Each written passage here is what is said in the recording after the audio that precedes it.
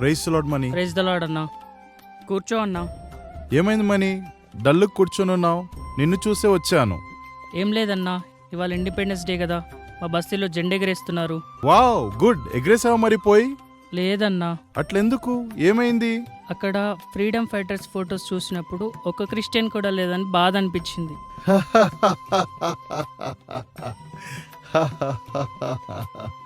అన్నా, నేను బాధతో అంటుంటే నువ్వు నవ్వుతున్నావా?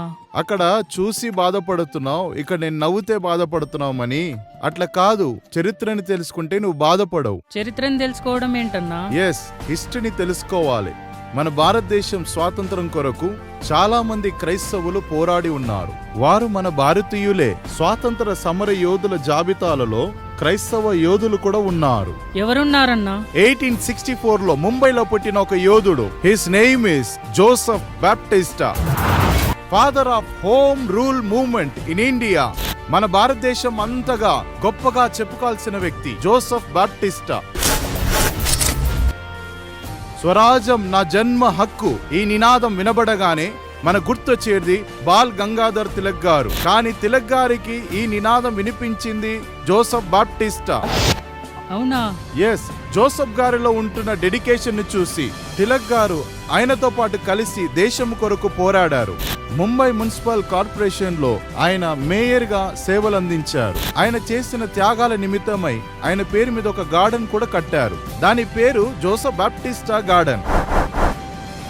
స్వరాజ్యం నా జన్మ హక్కు అన్న నినాదమునకు ఊపిరిపోసింది జోసెఫ్ బాప్టిస్టా.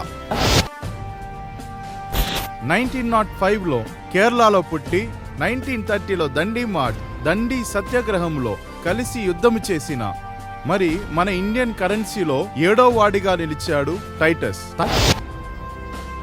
తనలో ఉంటున్న దేశభక్తిని చూసి గాంధీ గారు ముద్దుగా టైటస్ జీ అని పిలిచేవారు.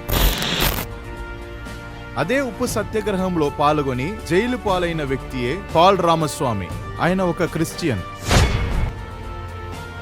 మరియు 1847లో జబల్పూర్ మధ్యప్రదేశ్లో పుట్టిన కేసి బెనర్జీ గారు 1892లో తమిళనాడులో పుట్టి తన వారి కంటే దేశము కొరకు ప్రాణం పెట్టిన స్వాతంత్ర వీరుడు జేసి కుమారప్ప. 1889లో లక్నోలో పుట్టిన ఒక గొప్ప వాక్చాతుర్యం కలిగిన తన పవర్ఫుల్ స్పీచ్ ద్వారా భారతదేశాన్ని పురికొల్పించిందని 3 సార్లు తనను జైల్లో పెట్టారు. ఒక స్త్రీ అయి ఉండి 3 సార్లు జైల్లో పెట్టినను భయపడని ఒక యోధురాలు, ఆమెనే అమృత్ కౌర్. అక్కమ్మ చెరియన్, పండిత్ రామాబాయ్, మధుసూదన్ దాస్ అని చెప్పి ఇలా చాలా మంది ఉన్నారు. వా, ఇది నా క్రైస్తవులలో ఉంటున్న దేశభక్తి. భారతదేశం కోసం ఇంతమంది క్రైస్తవులు పోరాడారని నాకు ఇప్పటి వరకు తెలియదన్నా. I'm proud to be Indian Christian.